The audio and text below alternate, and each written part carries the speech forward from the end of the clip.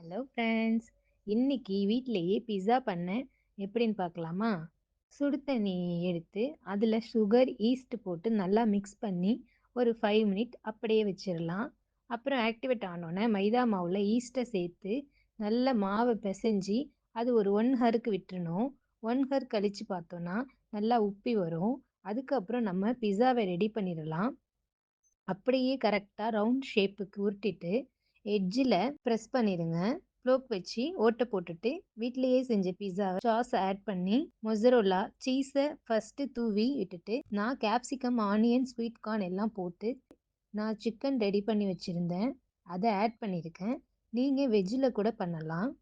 மேலேயும் சீஸ் தூவி விட்டு சில்லி ஃப்ளேக்ஸ் போட்டு நான் ஏர் ஃப்ரையரில் தான் பண்ணுறேன். ஒரு 10 மினிட் கழிச்சு பார்த்தோன்னா சூப்பரான சிக்கன் பீஸா ரெடி ஆயிருச்சு. நீங்களும் ட்ரை பண்ணி பாருங்க. இந்த வீடியோ உங்களுக்கு பிடிச்சிருந்துச்சுன்னா லைக் பண்ணுங்க, ஷேர் பண்ணுங்க, கமெண்ட்ஸ் பண்ணுங்க. மறக்காம சப்ஸ்கிரைப் பண்ணிக்கோங்க. பெல் பட்டனையும் கிளிக் பண்ணிக்கோங்க.